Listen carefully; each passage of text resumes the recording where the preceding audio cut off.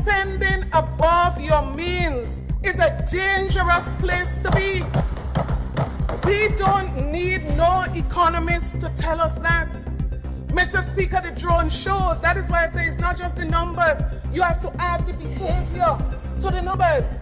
So, Mr. Speaker, the drone shows, the fireworks, the galas, the traveling with large delegation continues to extend to the extent, Mr. Speaker, that this government is budgeting almost 100% more for international travels in 2025 than in 2024. The Minister for Finance, Mr. Speaker, had the audacity to attack the previous government, falsely claiming that we decided to discontinue that facility. Mr. Speaker, instead of fabricating accusations, shouldn't the government be acknowledging the fact that they directly benefited from the very decisions that they now seek to discredit?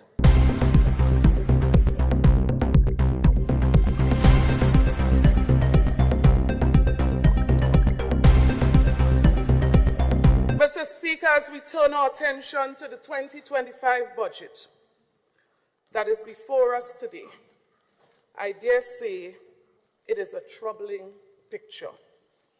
So, Speaker, never mind the nice words and all that has been said in the presentation last Friday.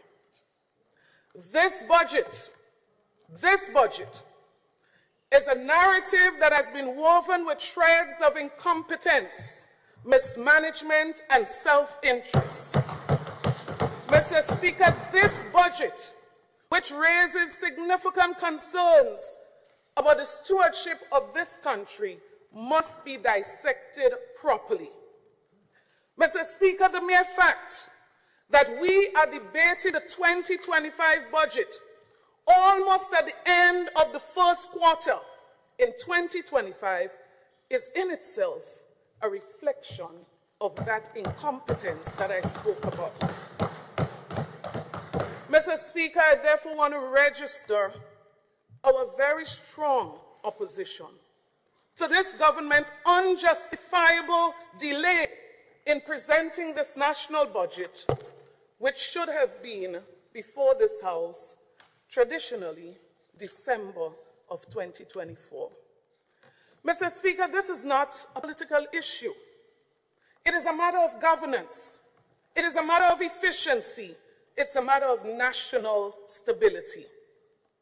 Mr. Speaker, the impact of Hurricane Beryl in 2024 was cited as the main reason for the delay in presenting this budget. Poor Beryl. Poor Beryl. Mr. Speaker, let us remember that the destruction of Hurricane Beryl, as the minister himself said, amounted to 16.5% of GDP, the damage done.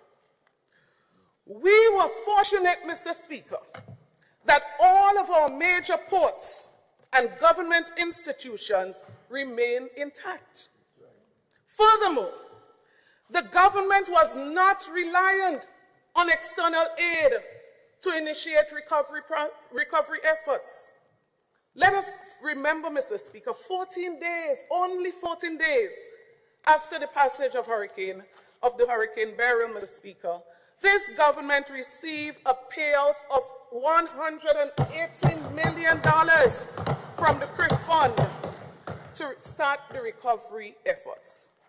Mr. Speaker, might I remind us, a facility initiated by the new National Party administration.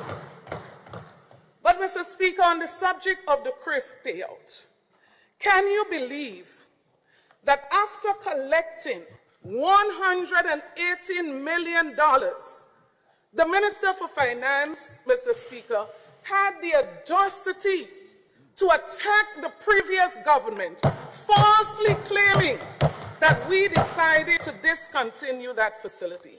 Mr. Speaker, instead of fabricating accusations, shouldn't the government be acknowledging the fact that they directly benefited from the very decisions that they now seek to discredit.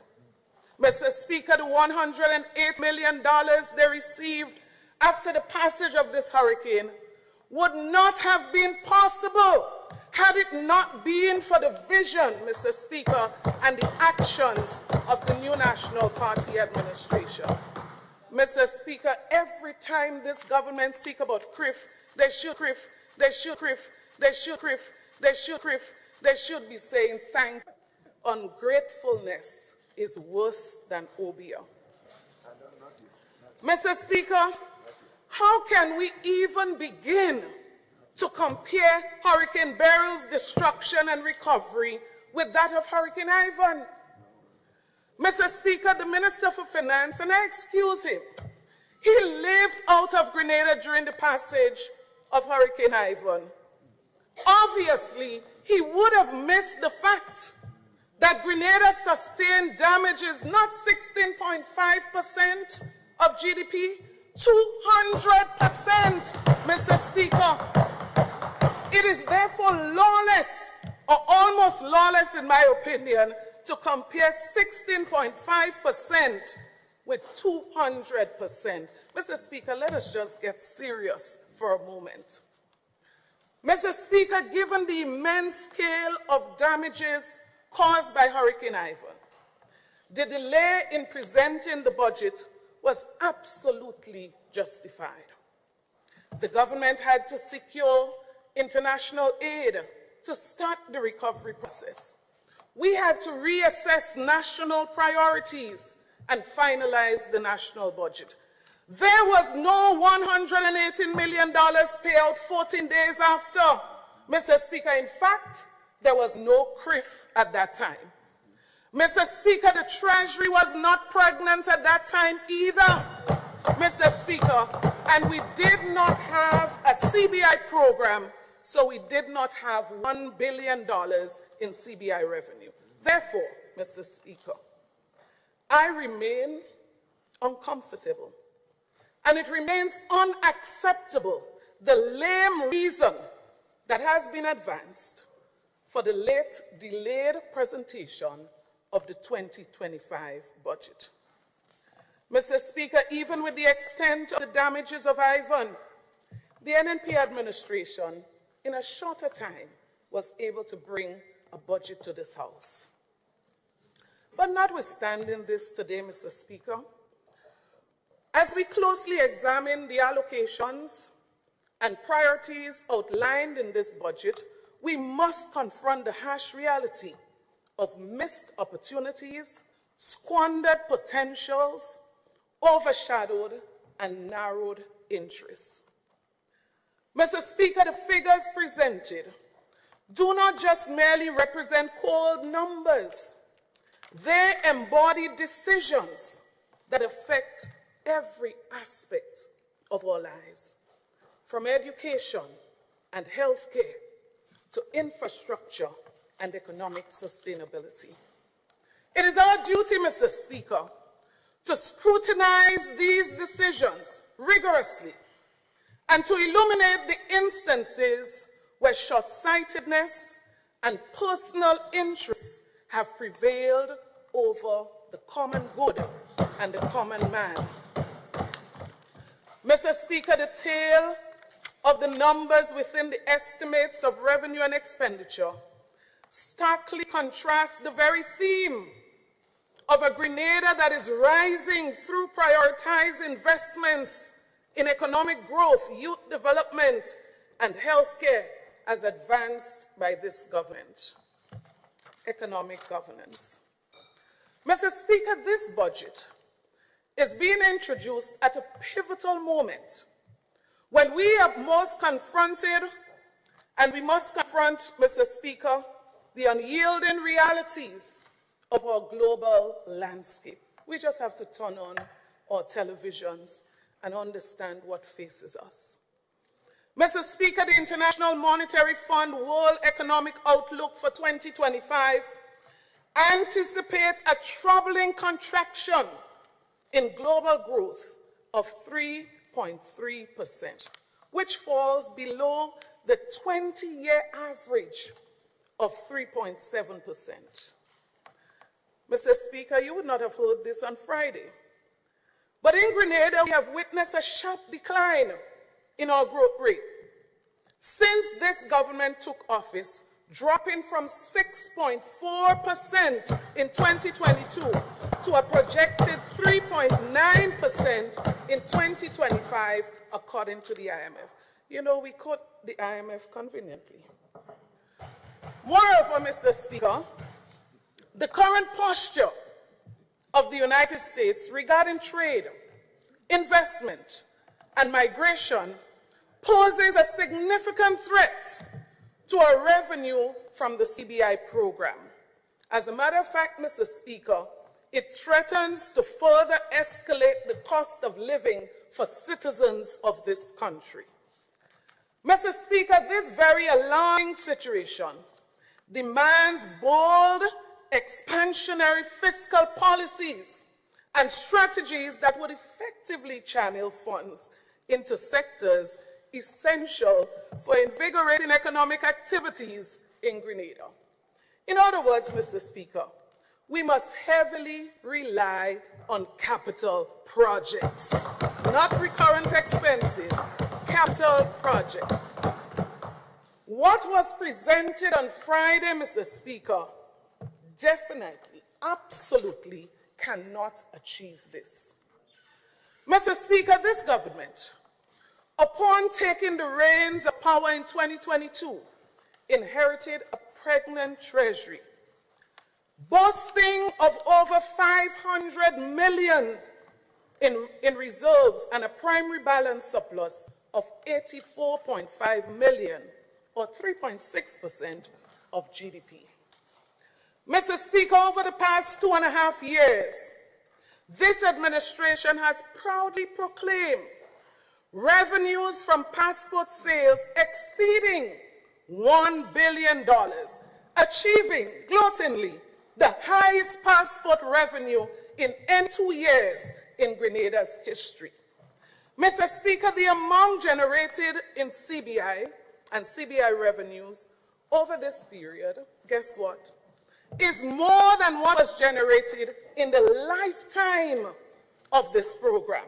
Yet, Mr. Speaker, until now, almost 3 years after, not one single new investment project to show for the over $1 billion generated from CBI. Mr. Speaker, one would naturally assume that given the very solid fiscal foundation that this government inherited and the substantial revenue, the revenues derived from the sale of passports, financial constraints should not be an issue right now. Moreover, Mr. Speaker, you would expect that the capital investments that are required for this period to achieve the very objective of this budget can be done without any financial or fiscal challenges. Mr. Speaker, I'm getting to a very uncomfortable feeling that by the very action of this administration, we are being forced back to a position and a point in our previous history, Mr. Speaker, the previous NDC administration, when they were selling Grenadian assets to finance recurrent expenditure and to pay salaries. Now, Mr. Speaker, let us scrutinize. You see, it's not just about what the minister said, because you see, there's something that's more important than what he just said. It is what is in the budget document, Mr. Speaker. And it's not even just what's in the budget document, Mr. Speaker, it's the behavior of the administration, the posture of the administration. Put that together with the figures and what was presented, and you get the true picture. Don't just listen to what he said.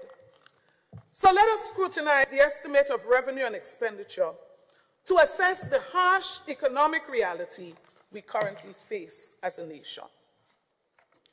Mr. Speaker, the government projects total revenue of approximately $1.265 billion against a staggering total expenditure of $1.602 billion, resulting, Mr. Speaker, in a deficit of $337 million. Mr. Speaker, where are we heading with this deficit, Mr. Speaker? We have moved from previous surpluses to a daunting deficit of $337 million. And it really doesn't matter, Mr. Speaker, how the PR representatives of this government explains a deficit. A deficit is what it is, a deficit. Mr. Speaker, this deficit, and he didn't say that either, this deficit does not include debt, which, if it is added, Mr. Speaker, will take us to over $776 million. He never said that. So who's paying the debt? Who's paying the interest on the debt, Mr. Speaker? As a matter of fact, you know, we spoke about suspending debt payments. Well, Mr. Speaker, you see there are children here and they need to understand. Suspending debt payments don't mean that all our debts are suspended. This is why, Mr. Speaker, if you check the document, the said government made allocation for payment of debt in 2026.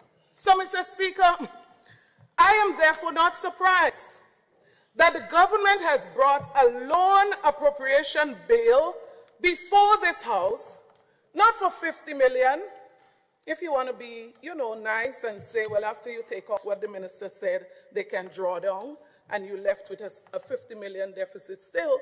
Mr. Speaker, they brought an appropriation bill before this House for $825 million. So, Mr. Speaker, it's either you have, let me rephrase that. Mr. Speaker, you have to be not serious. I don't want to say you have a mental problem. You have to be not serious to know your situation and come here with a loan appropriation bill for $50 million. It is because you know your situation that you came with a loan appropriation bill for $825 million. Mr. Speaker, this situation is therefore unsustainable. Mr. Speaker, spending above your means is a dangerous place to be. We don't need no economists to tell us that. Mr. Speaker, the drone shows. That is why I say it's not just the numbers. You have to add the behavior to the numbers.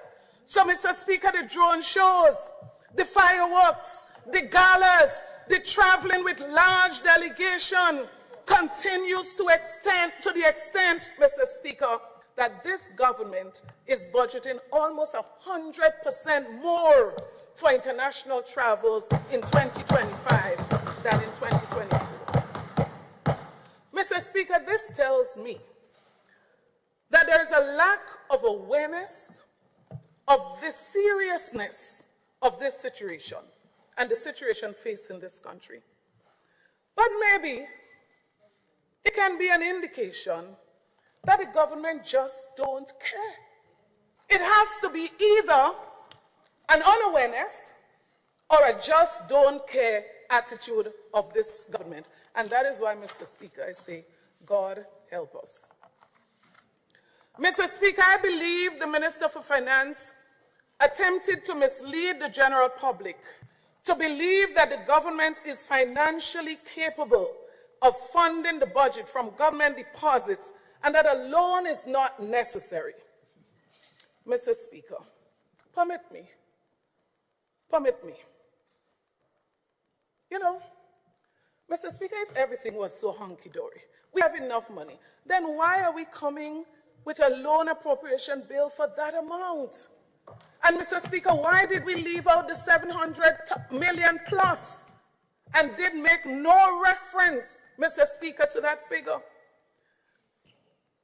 It says, the loan appropriation bill, and I quote, an act to authorize the Minister of Finance.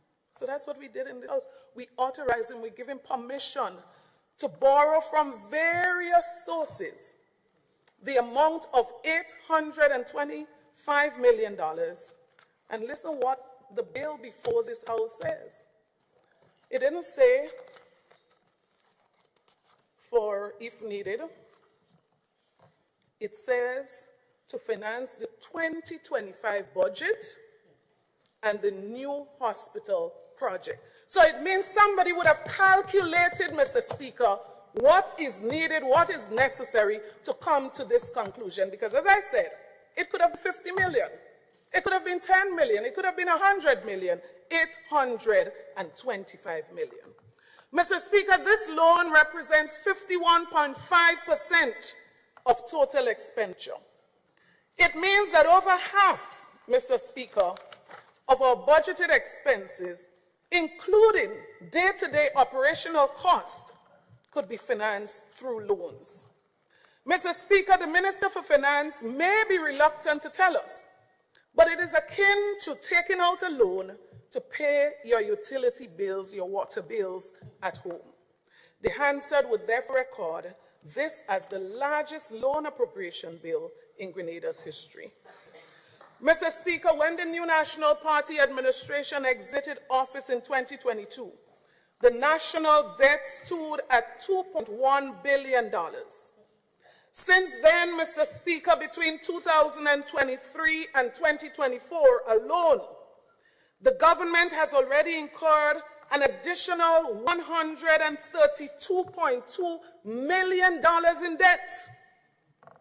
With this current trajectory, Mr. Speaker, less than 3 years, this government could, with a single stroke of a pen, drive our national debt to approximately $3 billion, a staggering 43% increase in just about half of a single term in government.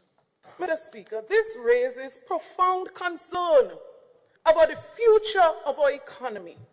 It raises concern, Mr. Speaker, about future economic stability of our country.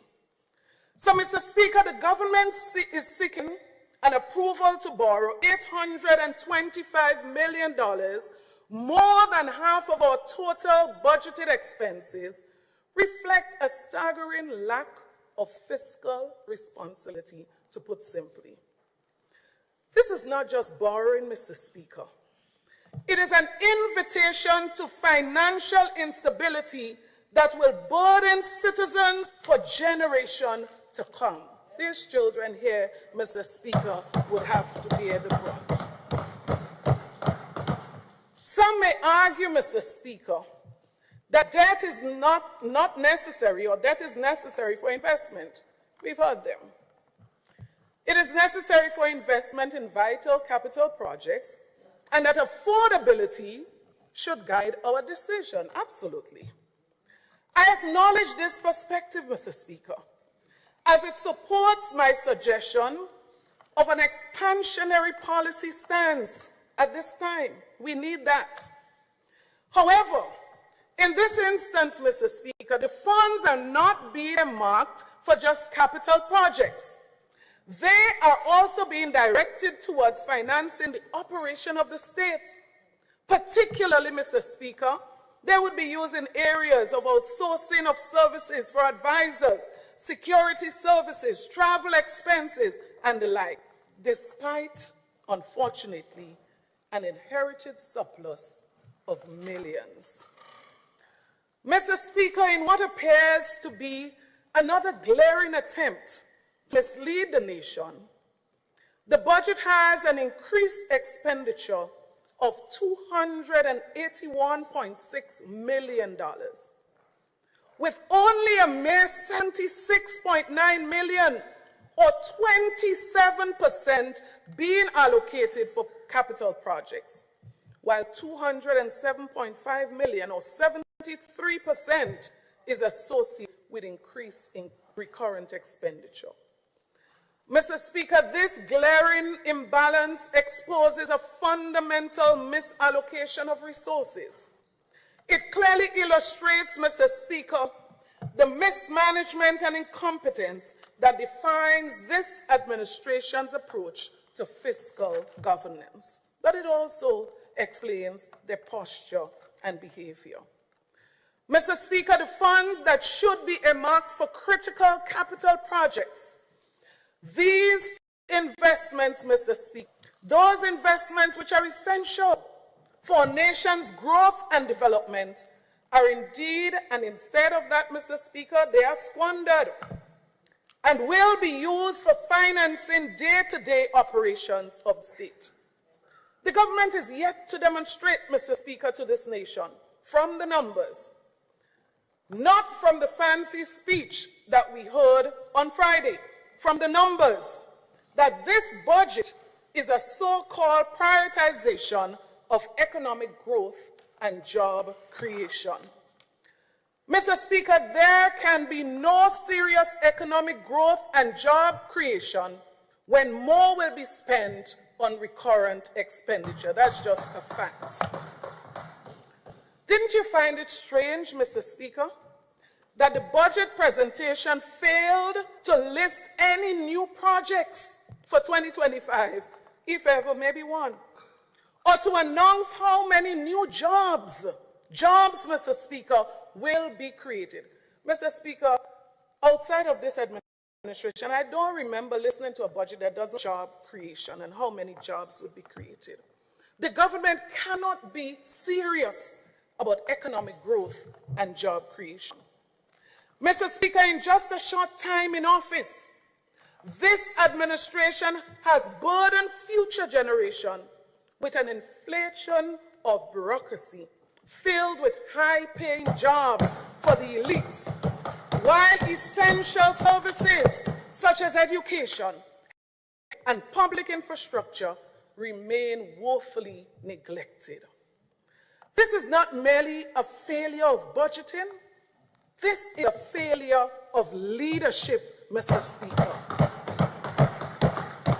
By neglecting the fundamental investments that drive progress, this government is ensuring that future generation would inherit not just a mountain of debt, but also a diminished economic landscape, stifled by bureaucratic excess that prioritize the few over many. Additionally, Mr. Speaker, we will have limited fiscal flexibility to respond to any major economic shock.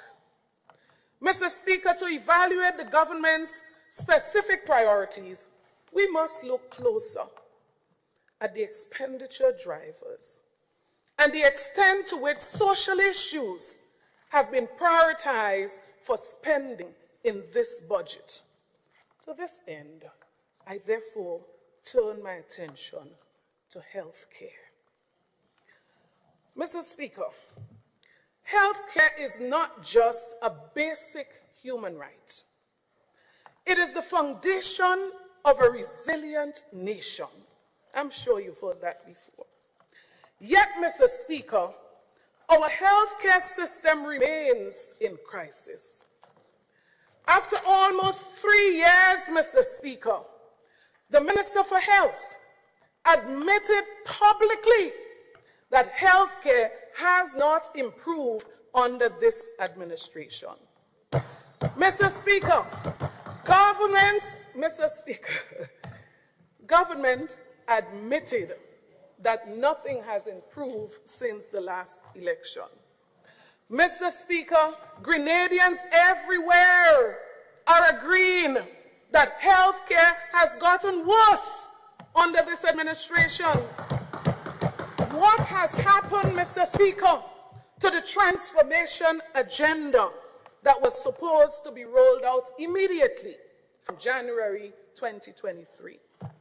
Mr. Speaker, while the Prime Minister projects his plan for Grenada as the health capital of the Caribbean, Mr. Speaker, let me say this. This vision is definitely not manifested in the government's action. Mr. Speaker, in this budget, 2024, $122.89 million was allocated for health care, this important sector. Mr. Speaker, $24 million remain unspent. Interestingly, Mr. Speaker, the areas where allocations remain unspent were critical to the people, Mr. Speaker, namely medical supplies and materials, medical equipment, community health services, and funds for upgrading and refurbishing health facilities. Mr. Speaker, could you believe that the government has underspent in those areas? Meanwhile, Mr. Speaker, our people are left to suffer. Medication is unaffordable, and essential supplies are no longer available at many government facilities, while $24 million allocated remain unspent. Mr. Speaker, the reverse holds true for the jet-setting Prime Minister's ministry. Mr. Speaker, the Prime Minister's ministry overspent, not by 50,000, not by 100,000, by $2.1 million for international travel, hosting, and entertainment, far exceeding what was budgeted. Mr. Speaker, I question, is this a lack of prioritization? Is it incompetency? Is it mismanagement, Mr. Speaker? What is this? Over $2 million overspent on international travel, hosting, and entertainment. Mr. Speaker, while ministers of government and their political appointees travel the globe in first class, exceeding budgetary allocations, Mr. Speaker, the family of 2-year-old Kelvin, who has been lying in the hospital for almost 2 months, waiting for his family to raise the funds to take him overseas for medical attention. Don't choke. Where is the empathy for this child? Where is the empathy for Grenadians? Mr. Speaker, where is the government's intervention? The rising cost of medication only deepens the problem, with many unable to afford necessary quantities of medication, forcing them against doctors' orders to adjust their schedule just to make do. Over $2 million over the budget. One ministry, Mr. Speaker, international travel, hosting, and entertainment. Mr. Speaker, this is more reason why we need national health insurance after almost 3 years, Mr. Speaker. Mr. Speaker, NHI is geared at making health care more affordable and accessible to people.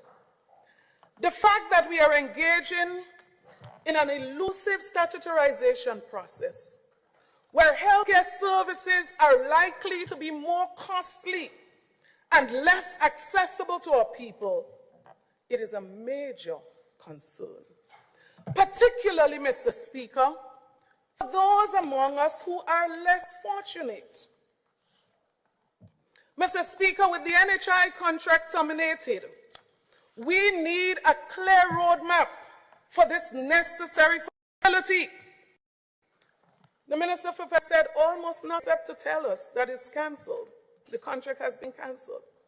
Mr. Speaker, under the NNP administration, significant work facilitated by the contractor, the Ministry of Health, and organizations such as the University of the West Indies.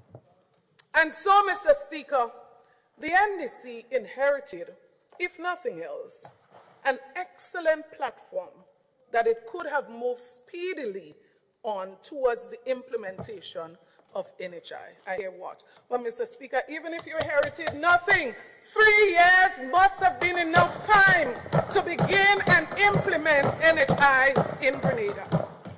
You said you know how to do it and you come to do it. Get it done. Mr. Speaker, unfortunately, we are not far from where we were almost 3 years ago. So today we have more questions than answers about this. Is there a new contractor? Was the contract signed? When will NHI be out of the pipeline? These are questions, Mr. Speaker, that we have. Mr. Speaker, how can we expect any real improvement in healthcare when the capital allocation in 2025 in this budget increased by $36 million? Great. But $31.5 million is allocated to the construction of a new hospital. You know, people clap, they clap that. The statutorization and transition projects in healthcare are all fitted in under this $31.5 million.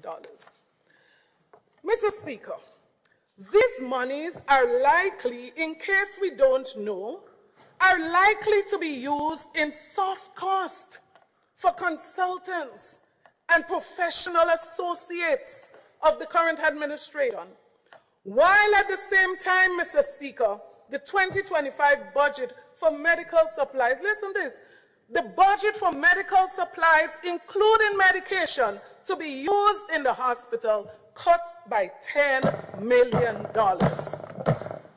How can we be serious, Mr. Speaker? Mr. Speaker, the government has refused to add not one medical item under the list of VAT exemption. One just has to check the consumer price index. Look at it. The cost of medication and food has been increasing consistently. I guess it is easier, Mr. Speaker, to increase the budget for international travel and large delegations than it is to add a medical item, amlodipine maybe, to the list of VAT exemption. Mr. Speaker, the notion that we are building a new hospital, the notion, Mr. Speaker, that a building would fix our health care problem highlight the cosmetic and superficial thinking of this very administration. Mr. Speaker, healthcare isn't about new buildings. It is about improved services, better staffing, consistent access to medication, improving affordability and accessibility. You could do that anywhere. We need a strengthened primary health care service now. That is what we need right now. Improve existing medical stations and enhance preventative health care services. That is what we need urgently. What will the construction of a new hospital mean for the average Grenadian in 2025? I wish somebody can answer that. What would it mean this year? People would die this year. What would it mean this year? Mr. Speaker, we're not talking, Mr. Speaker, proper health care cannot wait on a new hospital. A new hospital that we don't know when construction would even start. Mr. Speaker, the Minister for Finance gave us a hint. That's what we got on Friday, a hint that we should expect a groundbreaking ceremony to happen sometime in June 2026. And if we judge by the current rate at which projects are moving in the pipeline, then we can guess accurately, Mr. Speaker, that construction will not happen under the current administration. Mr. Speaker, he gave no date for the start, no date for the completion of this new hospital. Only 3D drawings, only videos. AI.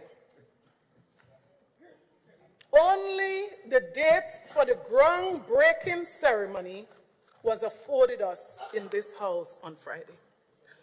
Mr. Speaker, it is difficult, and I empathize with people who cannot buy medication, who cannot pay for a doctor's visit, who are wishing that they would have had the NHI available. Mr. Speaker, it is difficult for someone to look forward to the groundbreaking in 2026 when they might have been waiting on a date for a surgery for 1 year now. What does the groundbreaking in 2026 mean to them now?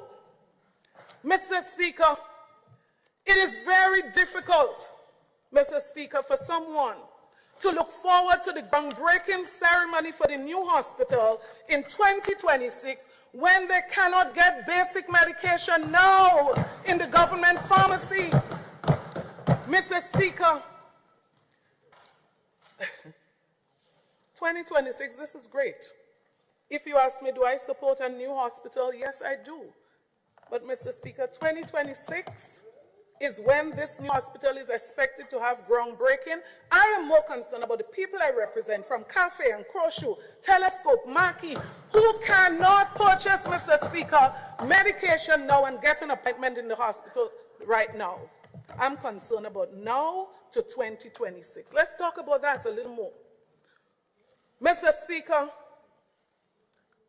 these persons cannot be excited about the groundbreaking in 2026 when they cannot afford to buy a month's supply of high blood pressure medication, baby aspirin for the health condition.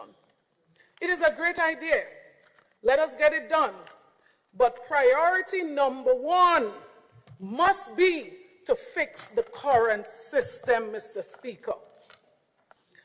After promising all contract workers permanent employment after 12 months of assuming office, Mr. Speaker, to date, staffing remains a major issue in the health sector. In 2023, Mr. Speaker, the government's approach was to give all nurses a monthly taxed honorarium, quite different to what they did for themselves.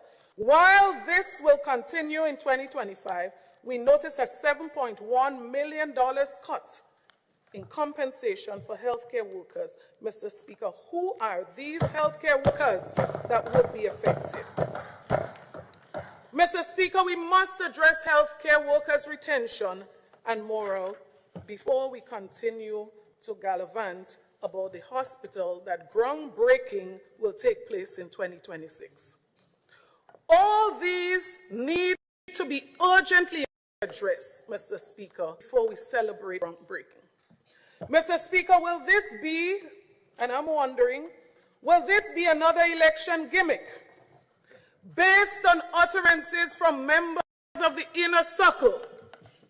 This is an election promise to be completed in this term. And from the pronouncements made on Friday, Mr. Speaker, I call this yet another broken promise of this administration. Mr. Speaker, this government promised to transform healthcare. After 3 years, we should be at a turning point, an opportunity to fix the systemic issues plaguing healthcare. Yet this budget fails to adequately invest in the areas that would enable our healthcare system to function effectively. We're cutting where there's a necessity. Mr. Speaker, although the government has admitted that healthcare is not better today than it was in 2022, I suspect, Mr. Speaker, I suspect the rebuttal today will be the great mantra. NNP has been there for 23 years. That's the way leaders respond when they fail to deliver. If this government was performing, they would not even mention the New National Party. But it's the escape route that leaders use when they fail to deliver. They find a scapegoat, NNP, burial, anything, anyone, blame somebody. Mr. Speaker, listen carefully over the coming days and prove me wrong. Mrs. We cannot afford to ignore the reality that our healthcare sector is in crisis. It's worse than it was in 2022. And that almost 3 years is enough time to show some turnaround in this sector. We are being reasonable. Almost 3 years, you cannot be saying it is worse. There is a need, Mr. Speaker, therefore, for urgent action. And this budget must move beyond rhetorics and deliver real solution to the challenges that we face in healthcare. That's what you promise. Invest where it matters. Prioritize your spending. Settle down. Reduce race. Reduce travels. And deliver with empathy for the people of Grenada, Caribou, and Petermann. Mr. Speaker, we are yet to see the prioritization of youth development beyond the cheap rhetoric. Youth development, where are the opportunities? Mr. Speaker, our young people are not short on ambition, talent, and drive. What they lack are real opportunities. When we examine the youth development program in this budget, Mr. Speaker, what I see is a lack of significant programs beyond what was inherited from the NNP administration to truly uplift and empower our young people. You see, you came to make things better. You came to fix what NNP couldn't fix. You came to swing a magic wand to get things through the pipeline. Mr. Speaker, this government has touted. This government is as a youthful government. You would think youth would stand for youth. Yet this budget does not reflect the reality that young people face on a daily basis. What bold, transformative initiatives that will genuinely equip young people with the skills and the support that they need to thrive. The Imani program, Mr. Speaker, that was chastised for years by this administration. A cut of $8 million recorded in this budget. $8 million. After 3 years, Mr. Speaker, almost 3 years, not a single new person was added to this program. Almost 3 years later, Mr. Speaker, no new program, no serious restructuring of that inherited program. What is this saying? Mr. Speaker, what has happened? The promise made to Imanis, we will make you permanent as soon as we get into office. Mr. Speaker, that is what we are interested in. Instead, Mr. Speaker, many of them were sent home, and now an $8 million cut in this program. Under the new National Party administration, there was a clear pathway and a policy position as it relates to permanent employment of Iman trainees. Mr. Speaker, while the government congratulates itself on the 2 new initiatives, Elevator and Enterprise-Based Training Program, Mr. Speaker, note that the budgeted amount is $2 million and $1 million respectively. They fail to acknowledge that these programs, funded under the GIP program, an NNP initiative, Mr. Speaker, only accounting for $3 million, while at the same time you're introducing 3, but you're butchering $8 million off of one program that you inherited. Are we really serious, Mr. Speaker? What is the investment? Mr. Speaker, we have thousands of young Grenadians who are unemployed, underemployed, disillusioned. What about those at risk? Those in rural areas, those struggling with poverty, and those left behind by a system that is supposed to support them. Mr. Speaker, the government's antics in 2025 are not surprising. Data from the programs for youth development in 2024, as presented, highlights, Mr. Speaker, serious incompetence. Less than 50% of the Empower Program fund in 2024 was spent. How can we claim to care about at-risk young men when the very program meant to uplift them remain underfunded and underutilized in 2024? What justification can be given for failing to invest in our youth while millions are spent in traveling internationally, hosting parties, entertainment, Mr. Speaker? No justification. As a matter of fact, that budget, Mr. Speaker, I referenced there, $3 million, is not very far down the road from the added $2 million spent by the Prime Minister's office in overseas travel, hosting and entertainment. We cannot be serious, Mr. Speaker. Mr. Speaker, members of this administration attacked the Empower program. They promised a better program. Today, the same NNP program was relaunched, even the same name. No major changes were made after the program was suspended for a long time.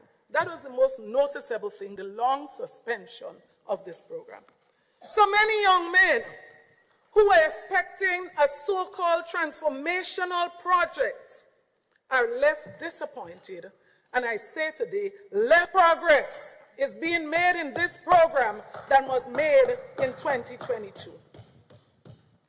Beyond employment programs, where is the focus on education, mentorship, and rehabilitation? We have students dropping out due to lack of support, rising gambling and disruptive behaviors in institutions, and young people disengaged from education and training. The lack of foresight in policy implementation has created major barriers rather than opportunities. If we are serious, Mr. Speaker, about building a resilient Grenada, as the theme suggests, we must be serious, more serious, far more serious about investing in our young people. Not just words, but with meaningful actions. Put your money where your mouth is. You can't be adding 3 and cutting out 8. Something is wrong with that. Where's your math? Mr. Speaker, these young people deserve better. They deserve the promises that were made. Get rid of NNP. We're coming to make life better in the stroke of a pen, with the stroke of a pen, within 12 months. They deserve a government that recognizes their struggles and is willing to act. Mr. Speaker, education. Education is the backdrop and the bedrock upon which any resilient nation is built. Yet our education sector faces systemic challenges that have only worsened. Education is not just an expense. It is an investment in human capital, economic growth, and social development. That is why, Mr. Speaker, in the last budget, I appeal to the government to review the free tuition for all. Mr. Speaker, the free tuition for all policy, and consider, this was my advice, it was me to advise.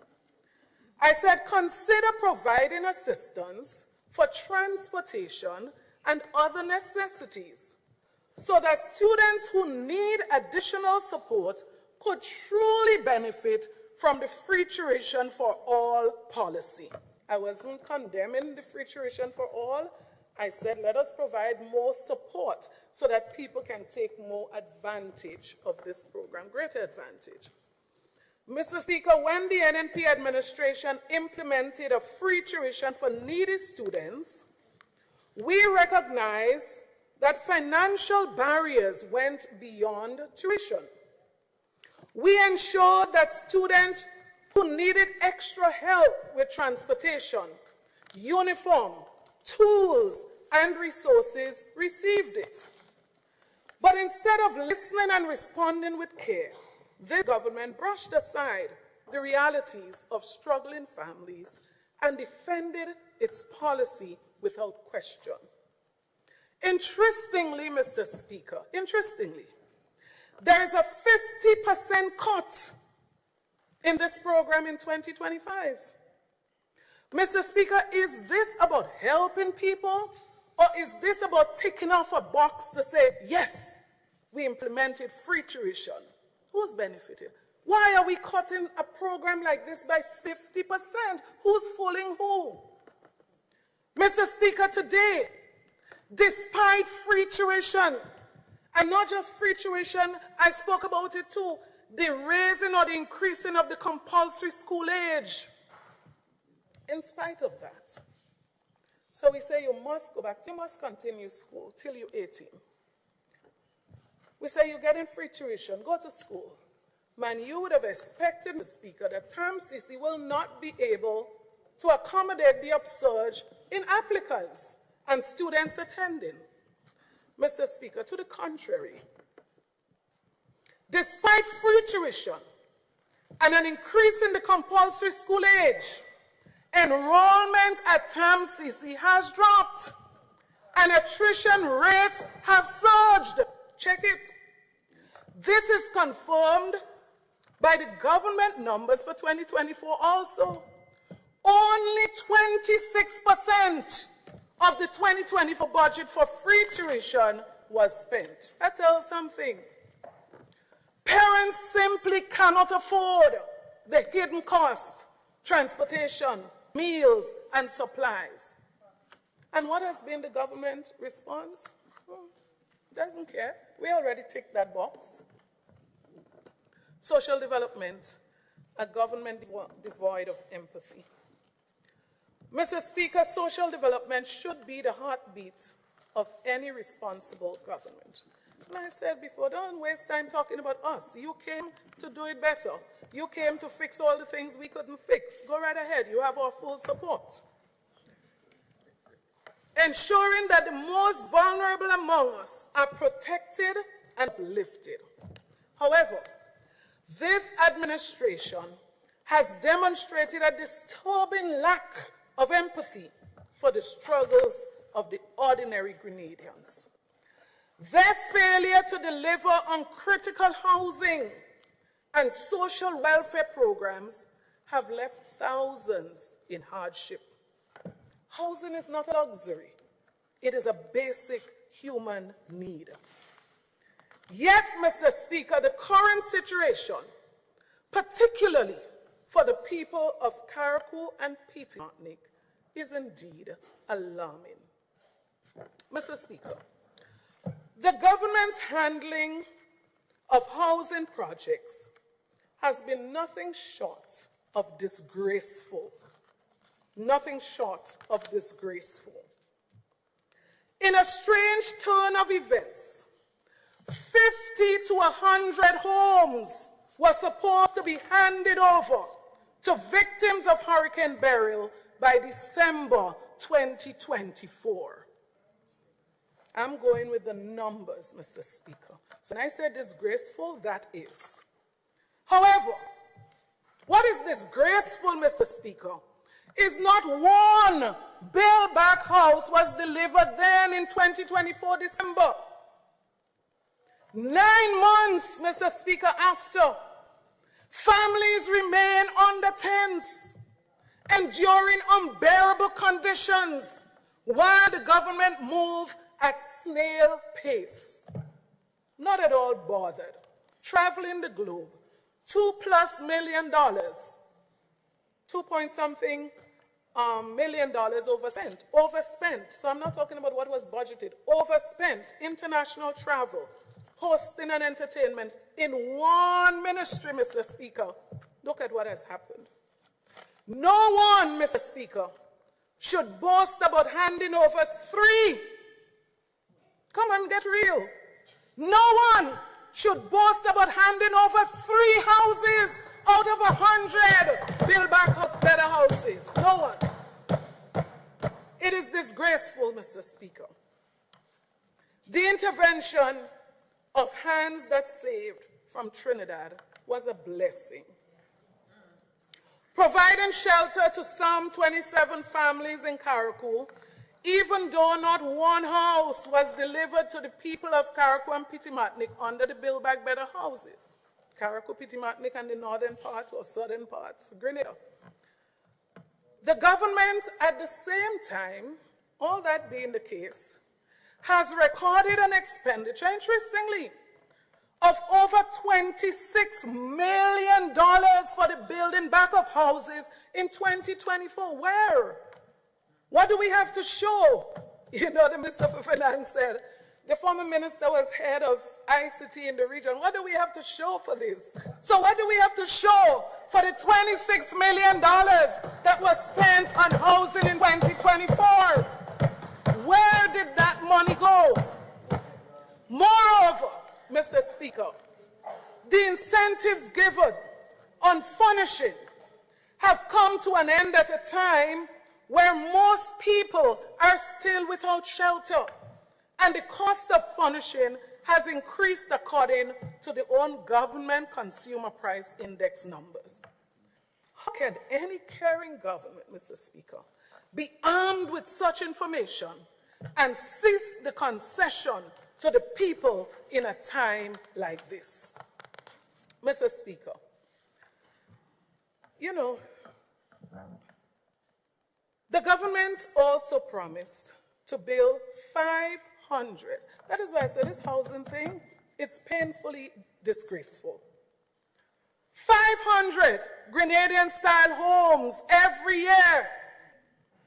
Almost 3 years, Mr. Speaker, later, when we should have 1,500 houses completed, not one have been completed. Meanwhile, Mr. Speaker, hundreds of empty Chinese-built homes stand as a painful reminder of the broken promises and the misplaced priorities of this government. Mr. Speaker, this budget offers little hope as it relates to housing. Imagine, Mr. Speaker, 1,500 Grenadian-style houses. The government boasts, full credit, 14 houses under construction. You know, I've never expressed this before, but I'll express it now. I have a strong feeling that the one reason for this late, delayed budget is to give the government time to start a few projects like these to say that we have started. Who is fooling who, Mr. Speaker? Mr. Speaker, the Chinese-built apartments were donated by the government and people of China for low-income families. Yet, Mr. Speaker, many of these units remain unoccupied. Who are the real beneficiaries? Mr. Speaker, reports suggest that most of the units were sold. Official report presented. Most of the units were sold. Mr. Speaker, the question therefore is, sold to whom? Are there Grenadians in need? Well, if there were, then they would be occupying them now. Are they first-time owners? Or has this government commercialized a humanitarian project, shutting out the very people that it was meant to help? Is distribution based on who you voted for? Where is the empathy, Mr. Speaker? Where is the heart for the people?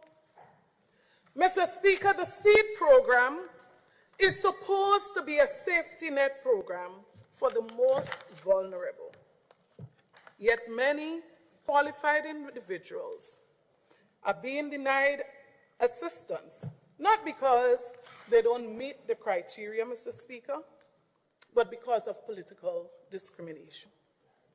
Mr. Speaker, I often wondered why My constituency, others have reported the same experience. Why some officers acted with such hostility towards those who are perceived to be supporters of NNP applying for this program. But Mr. Speaker, when I heard the Prime Minister at the recent convention rally saying, and I quote, "We need to know that all of us belong to the National Democratic Congress. So we can't just fight for what I go get." When you know, or when you don't know who your people are, sometimes the reason the other side is getting it is because we're not saying who are the real NDC people. Mr. Speaker, thank you. It is much clearer now why so many people are denied the support that they genuinely need. It is the philosophy of this administration. Mr. Speaker, we need a Grenada for all. A Grenada where people can thrive regardless of their political affiliation, regardless of their religion, regardless of their social class. Mr. Speaker, let us move forward together, not backward. Mr. Speaker, beneficiaries of any government program should be selected based on need, not political affiliation or party loyalty. What are we encouraging? That's all, Honorable. That's all. I said it on Friday. I'm going to say it again. Please have your phones turned off or have them on vibrate. You should not disturb the speaker on the floor. Please, Honorable.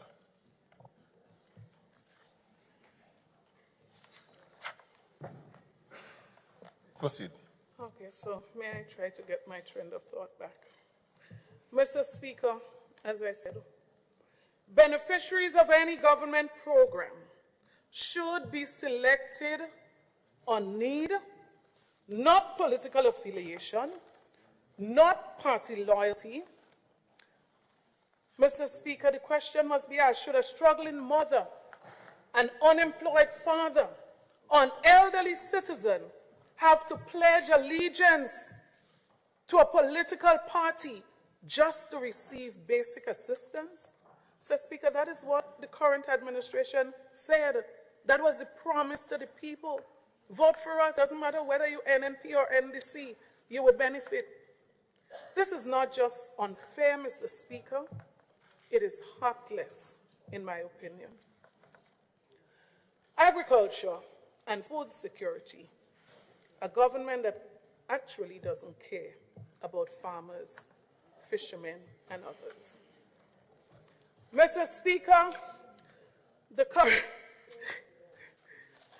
and I actually hate the fact that I have to speak to this when the Minister for Agriculture is from the food basket Grenada, is from St. Andrew, my brother. But I have to speak, Mr. Speaker, on what the budget document said, not to the minister. Mr. Speaker, the current administration has inflicted what I consider to be the greatest blow to the agricultural and food production sector in the shortest period in this country's history. Prepare to hear, maybe today, about the chickens and the goats that were distributed. But Mr. Speaker, yeah, prepare to hear about that, no problem. We're all anticipating whether the chickens were dead or alive. Let's prepare to hear about it today. Mr. Speaker, but I'm not really interested about the chickens and the goats. Mr. Speaker, I am more interested in hearing about the sustainability of the agriculture sector and the real strategies to deal with a food security crisis that is facing this country. What is the plan to revive the rural economy through agriculture?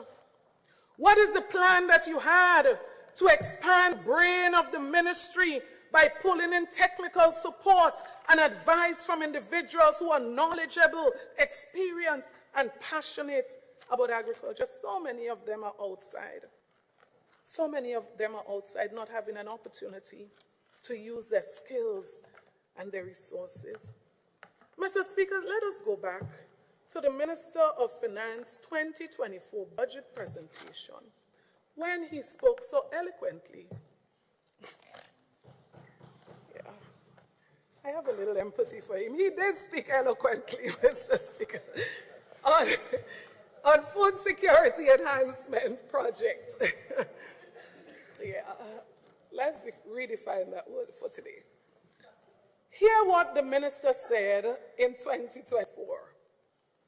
He said this $27 million World Bank supported project will provide direct support to farmers and fisherfolk, thereby reducing reliance on food imports and cutting food costs.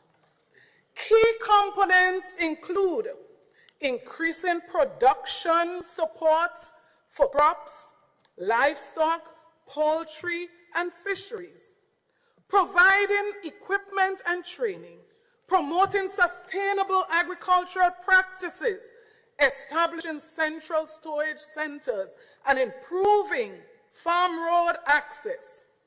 An amount of $9 million has been allocated for this project. Now, this was in 2024. And that is why I say be careful with the words that are spoken in those speeches, because they do not go very much further than this room. Mr. Speaker, we have to be so careful when we listen to these speeches. What we choose to believe, Mr. Speaker, we should filter what we believe.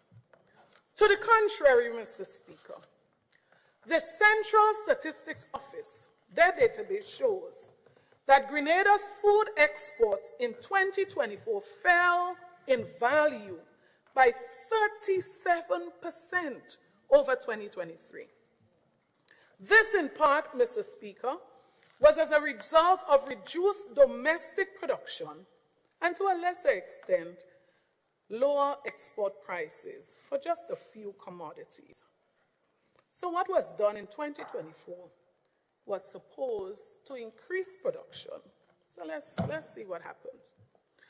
Mr. Speaker, we are yet to see the central storage centers, and farmers themselves have reported that not 1 mile of farm road has been improved, while they experience mounting incidences of predial larceny. They are saying that they cannot see the farm roads.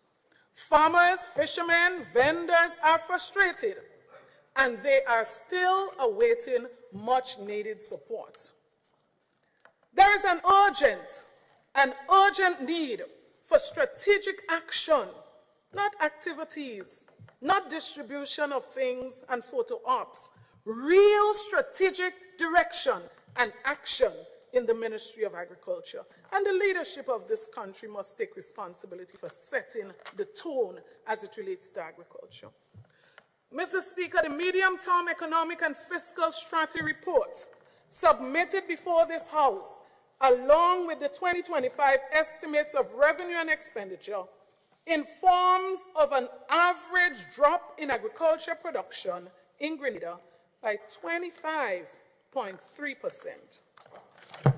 As food prices soar, families struggle to afford basic goods, and we would expect this budget to prioritize, really prioritize agriculture and food security beyond verbosity. And you're going to hear a lot of that today and tomorrow.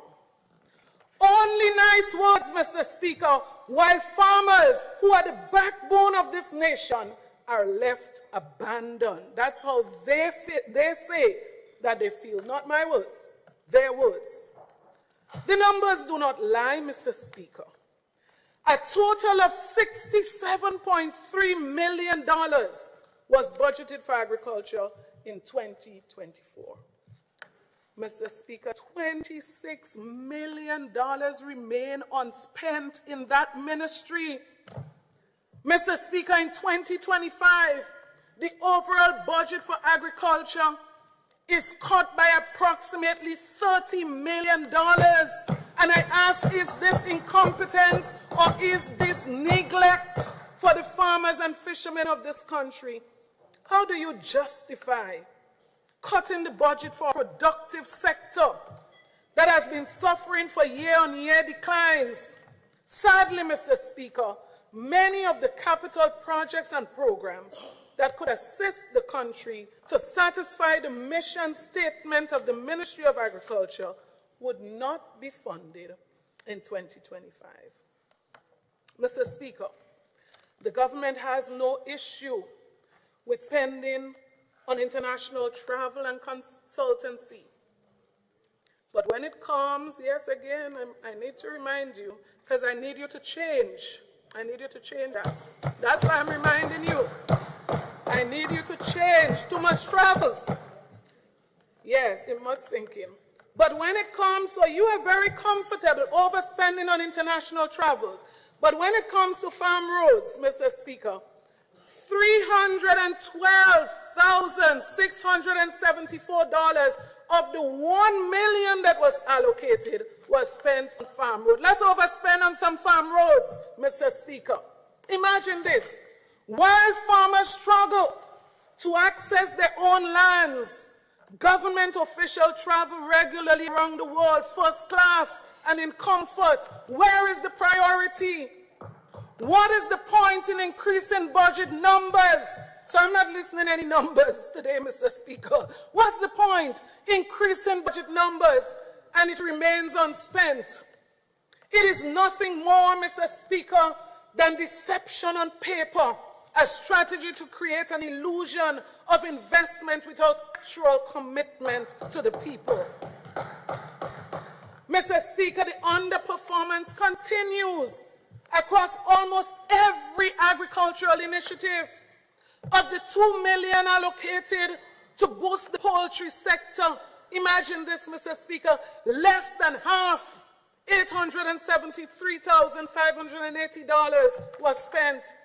Why poultry farmers cry out for basic support?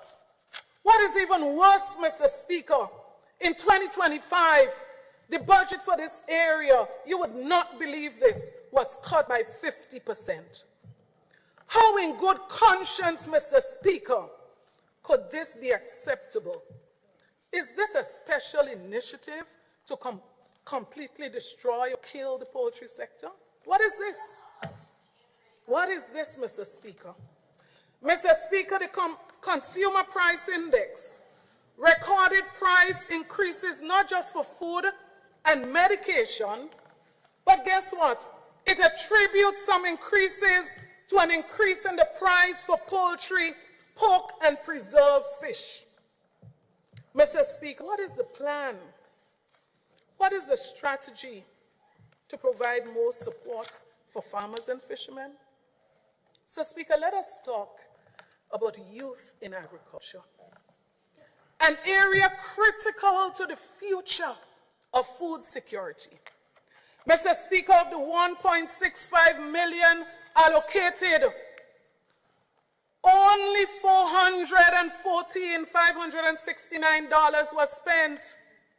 Moreover, Mr. Speaker, in 2025, the allocation for this program was also reduced. Mr. Speaker, I know you don't like to, I know they don't like to hear it, Mr. Speaker. I'm sure you don't have a problem. Mr. Speaker, while we are increasing the cost of travel, we are cutting the cost to support agriculture. Mr. Speaker, we are cutting allocations for critical productive sectors like agriculture. What happened to the government's pledge to encourage young farmers, to support young farmers, to invest the youth in agriculture, to transform the agriculture sector? What happened to that? Is it yet another case of lip service with no real action? How can we take anything that you say between today and tomorrow serious? At least I won't. I don't know about anybody else. I won't. Mr. Speaker, and the most glaring failure, Mr. Speaker, is the allocation for sargassum seaweed. Mr. Speaker, I'm from an area where the stench, the effects, Mr. Speaker, I've searched, couldn't find, I've searched all over, couldn't find anywhere where somebody can show me what was spent in this area. But I'm not so concerned about what was spent in that area. I am more concerned, Mr. Speaker, where is the promised net to collect the seaweed before they come to shore? I'm more concerned about that, Mr. Speaker. Where are the solutions for fishermen whose livelihood are being destroyed by this very crisis? Little or no action in that area. That is why I say I'm not so concerned about the speech. The document, get document, 800 plus pages. That's what the action of this budget is, Mr. Speaker. Not in the speech. An hour and 30 minutes, 35 minutes. That's not it. The document, 800 plus pages. That's what's most important. Mr. Speaker, when it comes to climate resilience, the situation is no different. Of the $4.4 million budgeted for climate resilience agriculture, for integrated landscape management, doesn't appear that we've spent there. Even in a year, Mr. Speaker, where food security is such a serious threat. I mean, how could this be? Of the $9.1 million budgeted for food security, let me just say this again, $9.1 million budgeted for food security, only $359,000 was spent. How does the government justify this? Mr. Speaker, the new MNIB Marketing and National Importing Board was supposed to be fully operational by June 2024. Today, there are more questions than answers. While the farmers continue to struggle with market access, last Friday, the minister told us that they are expecting a new entity that will replace MNIB to be up and running closer to the end of the year. Not sure if to believe or not to believe. Farmers are running out of patience. Almost 3 years. To make matters worse, Mr. Speaker, in a time of food security challenges, when farmers are struggling, instead of supporting local production, Mr. Speaker, government has been allowing businesses to import items that are already being grown by local farmers, undermining their ability to compete. How can this be justified, especially now with the food security crisis that faces us? Mr. Speaker, food security is not just an economic issue, it's also a matter of national security. Without a strong, well-supported agriculture sector, we are at mercy of external shocks. We are at the mercy of external shocks. Yet, Mr. Speaker, this government treats farmers as an afterthought, it appears, looking at the numbers. Not what is said, the numbers. Failure to deliver on promises, failing to invest in infrastructure, and failing to prioritize local production. Mr. Speaker, if we are truly serious about resilience, then agriculture must be a national priority. Must be a national priority. But based on the budget, Mr. Speaker, only one thing is clear. This government does not care about farmers or food security or the future of the agriculture sector as they care about themselves. Mr. Speaker, the government continues to make excuses. Everything under the sun is the reason for non-performance. If the excuse is not NNP has been there for 23 years, then the excuse is we've just been there for 3 years. Has to be one of them. Mr. Speaker, until now, some bona fide farmers are yet to receive support after experiencing the ravages of Hurricane Beryl. Farmers have reported that some individuals who are not farmers, in one case someone who buys from farmers to sell, receive grant funding from the Ministry of Agriculture for damage of their farms. Mr. Speaker, farmers themselves are concerned that some persons who received must have received because of their perceived political affiliation to the National Democratic Congress. Mr. Speaker, even in Karakou, farmers have complained about the distribution of the black tank. Mr. Speaker, the member know the reaction of farmers in the meeting that was held in Karakou. Their disappointment, their anger, not just disappointment, their anger. Some left the meeting, Mr. Speaker, and most of it had to do, Mr. Speaker, with the way that the distribution post-arm burial took place. Farmers are concerned.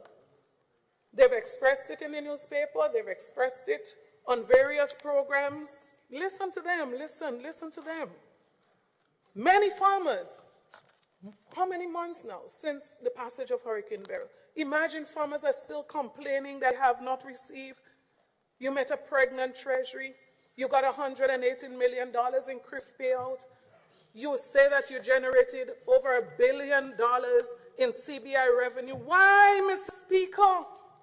Why is it that you can increase and overspend in certain areas, but the farmers are still begging for grants and support? As a matter of fact, Mr. Speaker, I would have thought that the CRIF payout that came 14 days after the passage of this hurricane would have been used primarily for that purpose. Get them back, get them going. We need food. Mr. Speaker, it's a crisis. I don't know if we understand in this. It's a crisis that we are facing. While many who are not farmers, as I said, benefited simply because of their political affiliation. But you can understand why. It's clearer now. Some fisher folks are still waiting. Mr. Speaker, what has happened and what do we plan to do, Mr. Speaker, at this stage? We understand the pain of farmers and fishermen and why they have been demonstrating such frustration. But their cries seem to fall on deaf ears. Mr. Speaker, as the young people would say, we have to stop that. We have to stop that. We cannot continue to treat our farmers and fishermen in that way. Infrastructural development. Mr. Speaker, the public sector investment program is the lifeblood of the government's effort to drive economic growth and create jobs. Despite the administration's claim that this budget fosters economic expansion and employment opportunities, funding for infrastructural development has been slashed by $75 million. Somehow the words and the actions and the figures are not matching. How does reducing funding for the Ministry of Works encourage economic growth? Looking back, I have to say that this government should really, seriously now, this is no politics, should really extend gratitude to the previous administration. Mr. Speaker, as they have not been able to initiate not one major project, new major project, in almost 3 years, you must be very appreciative of the previous government. Mr. Speaker, it almost appears to me as if the government is deliberately keeping projects in the pipeline to help protect their image and to disguise their non-performance. I have to conclude that. Why are they being kept in the pipeline? So I'm curious to know, after almost 3 years, Mr. Speaker, when will these projects come out of the pipeline? I am not going to pull a pipe now to demonstrate anything, but consider these projects, Mr. Speaker, where some preliminary or advanced actions were taken under the NNP administration, and they were catered for in the 2022 budget. When will they come out of the pipeline? In almost 3 years, Mr. Speaker, this government cannot justify the progress they've made or the lack of progress made under any of these projects since they claimed the title as the government with the record for mobilization, implementation, and transformation. Some of these projects, Mr. Speaker, are still at groundbreaking stage after almost 3 years. Some of them, the ground has not even broken yet. So, Mr. Speaker, let's look at some of those projects that I'm referring to right now. As I said, they were either in 2022 budget or they were at some stage of implementation in 2022.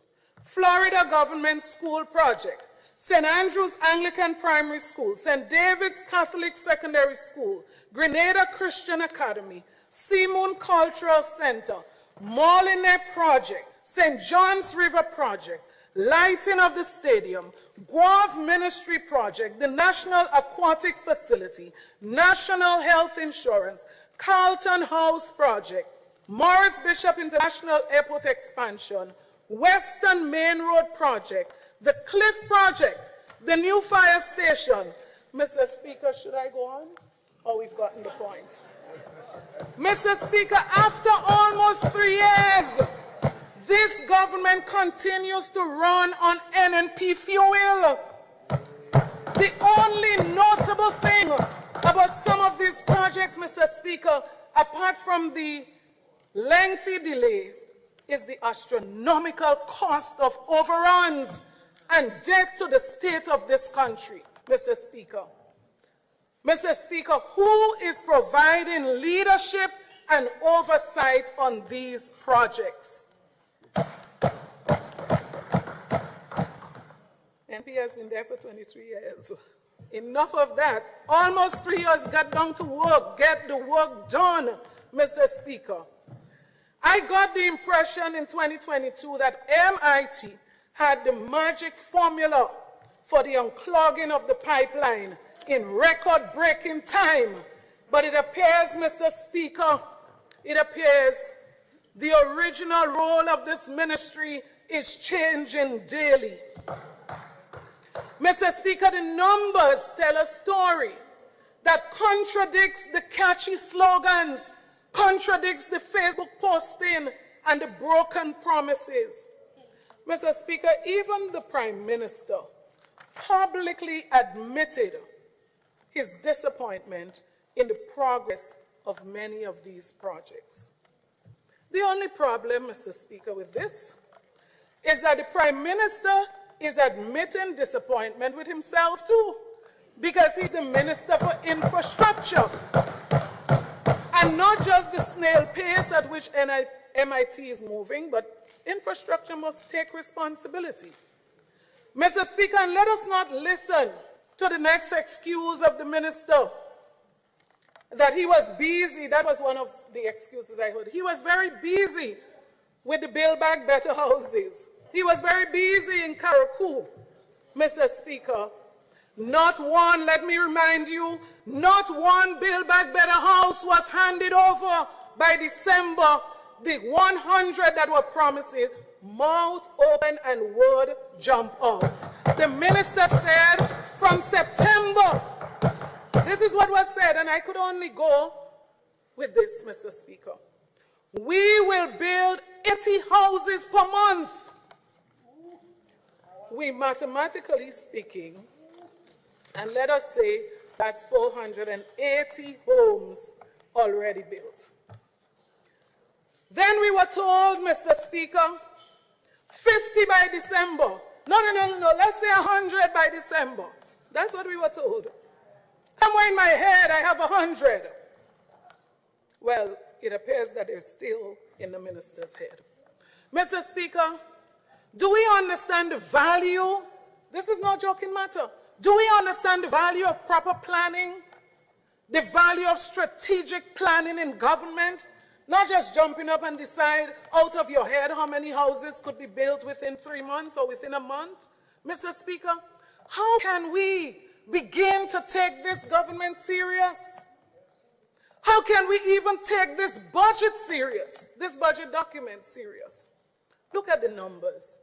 We can't. Mr. Speaker, in the presentation on Friday, speaking about the slow implementation rate and the transformation vision, and I noticed, Mr. Speaker, when he spoke about the transformation vision, he got very quiet, very, very quiet. I'm sitting here, I could have hardly heard him. Mr. Speaker, the minister said, and I quote, so what I just said is supported by the minister, He said several long-stalled World Bank programs have been transferred to the Ministry of MIT to remove bottleneck and accelerate implementation. So now you know what I just said is accurate. The minister himself said that. The result thus far has been extremely promising. See, we're fed up with promises. So don't tell us it's extremely promising, because we're going to interpret that in a particular way. Demonstrating the effectiveness of this strategic approach. Well, Mr. Speaker, how do you define strategic approach? Anyways, let me just make the point that when the supplementary budget was taken before this House, that was in March 2024, it was clear that some capital projects could not be accomplished based on the timeline. But I guess for PR purposes, Mr. Speaker, it was necessary to call out a long list of projects that would be completed between March and December.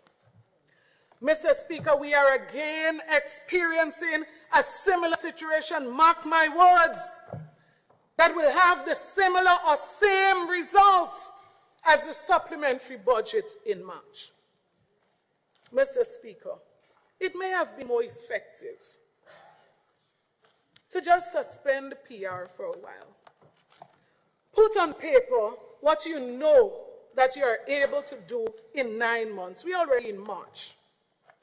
And that way, you might have even reduced the deficit that is before us today. Mr. Speaker, Grenada will be better off if this government would stop focusing on NNP, settle down, mind their business, and provide and produce and deliver for the people of this country. National security and crime a growing threat. Mr. Speaker, while this government identified national security as a key priority area for Budget 2025, the capital budget for the police has been reduced. There is an alarming and continuous exodus of senior police officers from the Royal Grenada Police Force. Let's look at the situation. Are we keeping count of the number of, it's interesting when you speak. It's very interesting when you choose to speak. Mr. Speaker, are we keeping count of the number of officers who have taken early retirement or have resigned, or how many have submitted application to leave? Mr. Speaker, exactly why the member reacted. You see, while some in political security circles have dismissed this, they call it an NNP purge. Mr. Speaker, based on their perception of political support, the reality is, and that is what I'm concerned about, not the politics, the reality is that most of these officers are highly experienced, well-trained, and at the very peak of their careers. Many of them, Mr. Speaker, never even supported NNP. They are just simply frustrated and disillusioned with the system. This is not a matter to be trivialized. This is not a matter to be trivialized. It is a direct threat to the national security, and everyone, regardless of their political affiliation, must be extremely concerned. This is national security. This is not a joke.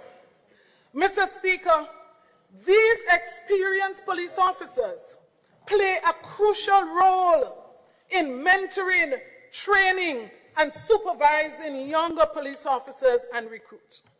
Look around. Young recruits are being deployed with just weeks of training, having inadequate guidance and supervision.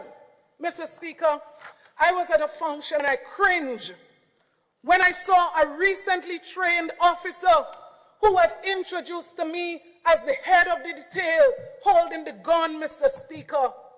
I cringe. No one in that detail had more than a few months training for a major national activity.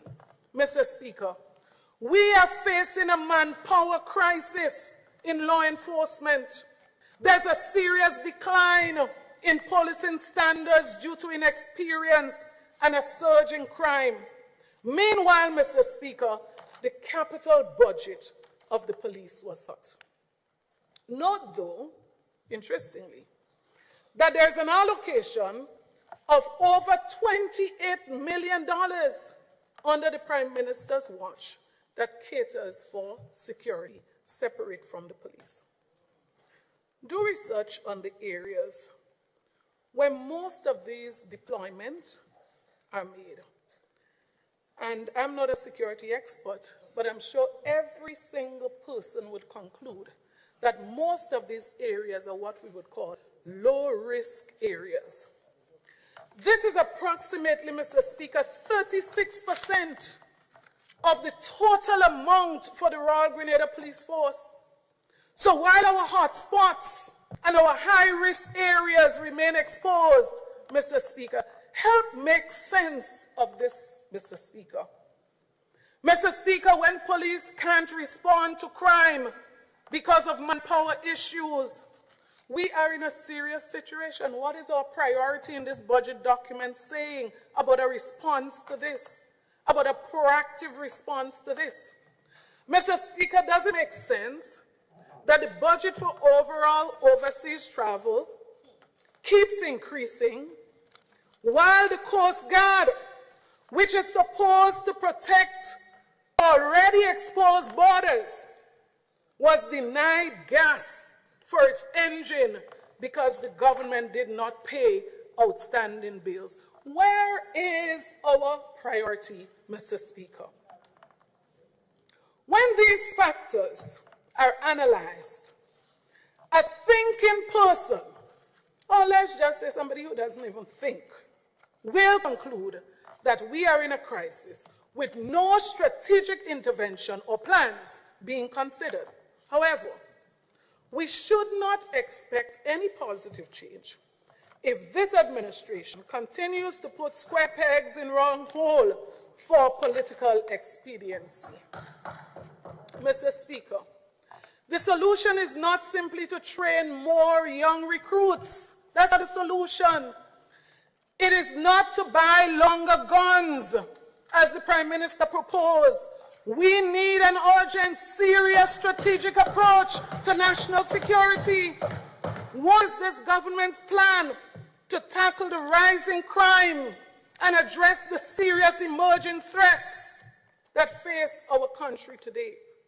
There is a leadership crisis, a manpower crisis, and a rising crime situation.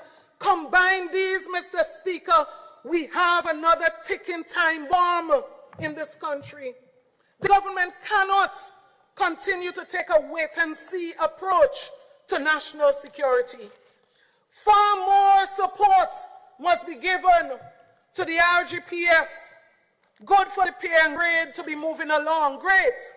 But, Mr. Speaker, we need more support for the RGPF to proactively respond to the current internal and external threats to national security. 2 years ago, Mr. Speaker, a commitment was made to hold a national stakeholders consultation and develop a national crime plan. We were promised this by this administration. Where is the plan? Where is the policy? The urgency of this issue, Mr. Speaker, cannot be overstated. Grenada needs a clear, a decisive strategy to restore law and order, to address the issues that confront us. Let's not wait till it gets worse. Despite these challenges, Mr. Speaker, I wish to commend the officers of the Royal Grenada Police Force for their dedication. You deserve, Mr. Speaker, to be recognized. Amidst the fear, political victimization, police officers continue to sacrifice their lives in the line of duty to keep this country safe. The merit-based system is being thrown away by this government, and promotion appears to be an act based on emotions and political directions. Mr. Speaker, a nation cannot prosper if its people do not feel safe. What is the government really doing about the crime situation in Grenada? Grenadians deserve a peace of mind, not fear of crime. Mr. Speaker, pension. Mr. Speaker, the issue of public sector pension is quite intriguing. This government touting pension reform as an achievement is laughable, as this issue was not even a topic. Pension reform was not even a topic during its campaign. It was never. In fact, Mr. Speaker, the Prime Minister's assurance that pensions would be paid had to do with the regular and continuous payment of the 1958 non-contributory pension to all workers, even if it meant borrowing. That is what the promise was. There is not a single worker in the public service who would not support this. What the workers did not appreciate, Mr. Speaker, was that the utterances was actually an exercise in deception. Mr. Speaker, this government touted the payment of retroactive pension based on the court ruling to 525 individuals as a significant achievement. Yet they have disenfranchised thousands of workers from benefiting from the said pension, as was expressed in the court ruling, through pension reform within less than 3 years of being in power. You go here, NMP has been there 23 years. We just there 3 years. Mr. Speaker, you want to remind me what that bell means? Yes, when the bell goes, it means that you have 10 minutes away from the expiration of your time. Thank you, Mr. Speaker. Mr. Speaker, lest we forget that the NNP in government, I probably should be asking for the extra time that the minister did not use it. Lest we forget that the NNP in government had extensive consultation with the social partners, including the Union on pension and pension reform, commencing in 2017. An MOU was signed in 2018 for reform process. While efforts continued, negotiation with the union stalled, leading workers to seek legal recourse, which is their right, and protest, which is also their right, for the 1958 pension, as ruled by Justice Glasgow. At that time, Mr. Speaker, the NNP government was already paying pension to 2,200 individuals every month. Mr. Speaker, it is therefore unfortunate that some of the same workers who took to the street for the 1958 pension will not benefit from the 1958 pension that this government has promised. Mr. Speaker, the Prime Minister stood in the Parliament and said that the No Pension Act was a continuation of the work of the NNP. Mr. Speaker, we do not oppose pension reform. We never will, in principle. And indeed, we did a lot of work in this regard, no lie, that's true. However, Mr. Speaker, our proposal as it relates to pension and pension reform was far different to what the workers are faced with today. Today, workers are faced with a pension plan that forces them to deduct an additional 3 and 6% of their salary, while the NNP administration proposal had no additional deduction. Mr. Speaker, the NNP administration proposed 70% of the workers' last salary as pension, while today workers have no minimum percentage of their last salary as pension, but rather they can only withdraw what they would have saved. Mr. Speaker, under this current plan, a worker can outlive their savings, but a lifelong pension was guaranteed under the NNP proposal. Mr. Speaker, the NNP administration agreed to provide increases to pensioners consistent with the increases given to public officers. Today, under this new arrangement, this is not the case. I say clear case of leaving the bone and jumping behind the shadow. Mr. Speaker, the NNP administration is proud of its record of stakeholder engagement during this process and other facets of governance. This is how the MOU was developed and agreed upon through engagements and consultation with social partners.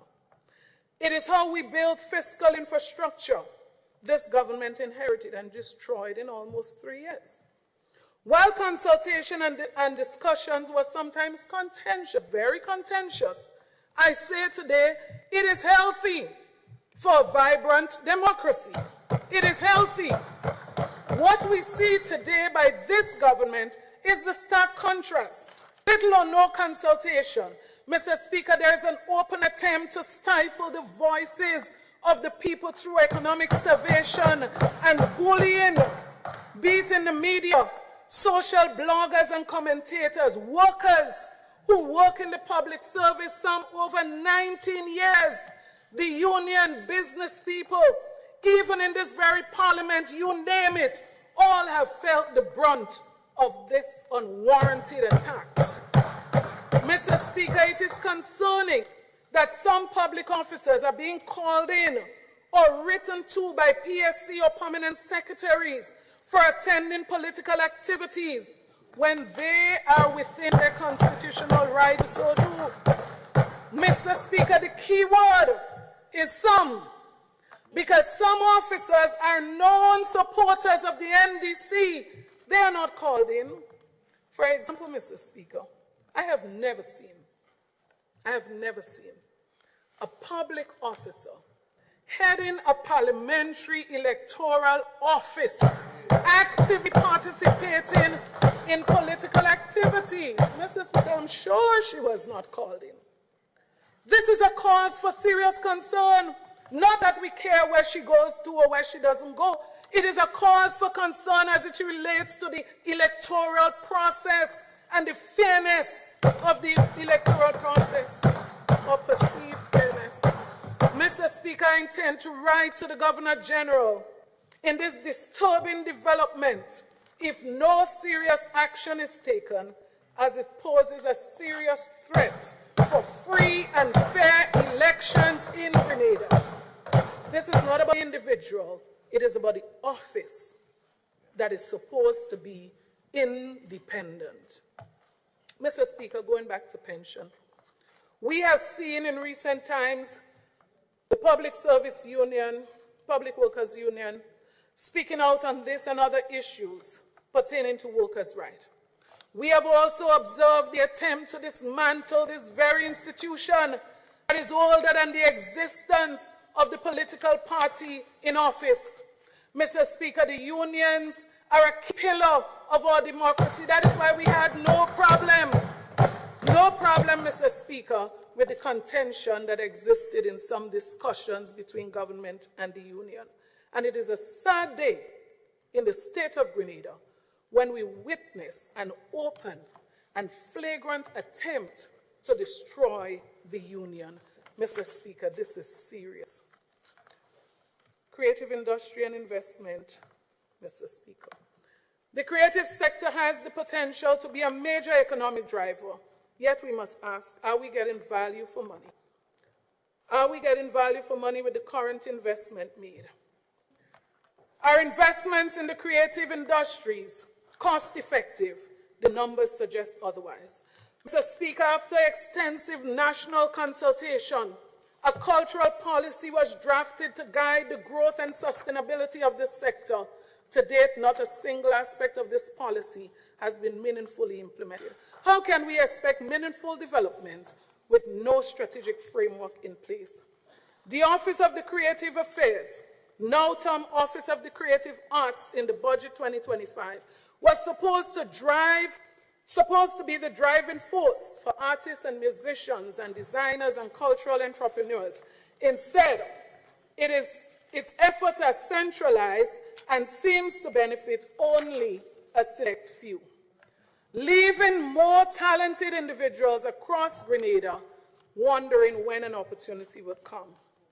Mr. Speaker, we all remember the Promise Unleash, a program that was marketed as a game changer for the creative industry in Grenada.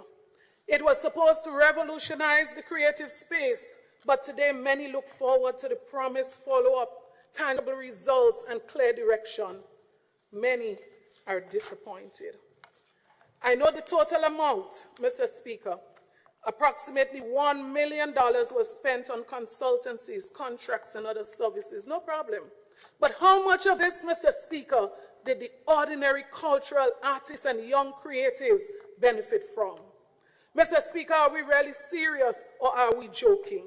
Mr. Speaker, some low blows were pelt across the bow on the subject of information communication and technology from the Minister of Finance last Friday. Yeah. Last Friday, Mr. Speaker, the minister attacked the former Prime Minister, indicating that Grenada has nothing to show for serving as head of CARICOM and having responsibility for ICT, Science and Technology. Permit me to remind the incoming Minister for Science and Technology in CARICOM of some of the gains, just in case, during his stewardship, that he would have to give an update or he would have to share on progress over the years. Mr. Speaker, under the stewardship of Dr. the Right Honorable Keith Mitchell, Grenada made significant progress in this area. The liberalization of the telecommunication in the region was led by your very own. The multiple devices that some of you may have in your access right now because of this particular work done. The Caribbean Telecommunication Infrastructure Program, a program that secured $10 million to increase domestic broadband, Mr. Speaker. We have something to show. Mr. Speaker, based on the standing order, can I read additional 10 minutes to wrap up? I'm actually in the wrapping up stage right now. You have 5 minutes to do that. Thank you. Mr. Speaker, including submarine cable infrastructure and landing station, domestic backbone network and cross-border links, and national and regional internet exchange points in the region. Mr. Speaker, yes, we have something to show. Mr. Speaker, the establishment of a regional digital skills task force to promote awareness of the importance of digital skills in the region for economic and social development. Yes, we have something to show. Mr. Speaker, digital governance project that this government is unapologetic about listing in the very budget document. Mr. Speaker, these are some of the things that we have to show. The reduction in roaming charges for citizens in the Caribbean. I said travel throughout the Caribbean. That was another milestone under his leadership. Mr. Speaker, these are just some of the achievements. And I pray that the current minister would get an opportunity to do more. She can. Or let's just last long enough to get at least some appreciation and commitment. You know, seriously. No, I'm serious when I extend best wishes. As I near the conclusion, and as I conclude, Mr. Speaker, I extend my heartfelt gratitude to Almighty God, whose divine providence has continually safeguarded, strengthened, and guided me, both in my personal life and throughout my public service journey. Mr. Speaker, my political journey has been made possible because of the unwavering love and support of so many. I offer my sincerest appreciation to my husband and our 3 children, their patience. I had 3 children during this political journey. Their patience, sacrifice, and constant love have been my anchor throughout these years. It has not always been easy for them, especially when I was required to prioritize the needs of this nation above their own. Yet, despite these challenges, they have shown great understanding and a commitment to the value of service and patriotism that I hold so dear. For their sacrifices, I am eternally grateful. I also want to express my profound appreciation to my colleagues for their steadfast support and commitment to this journey. I say special thank you.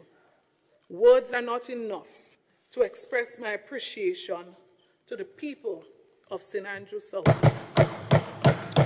And by extension, Mr. Speaker, the entire parish of St. Andrew, my heartfelt thank you. My gratitude is also extended to my dedicated staff over the years, members of Team Emma, and to all those who have offered their support and encouragement.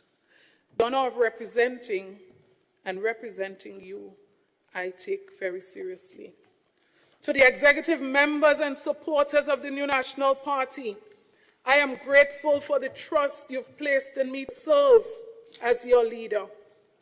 I pledge to do all that I can to build upon the strong legacy of good governance, equal opportunity, and service for all. Mr. Speaker, to the people of Grenada, Carriacou, and Petite Martinique, both at home and in the diaspora, you are the heartbeat of this nation. I give you my solemn pledge today that every day I will advocate for you. I will defend your interests, and I will work tirelessly to uphold the values of justice, fairness,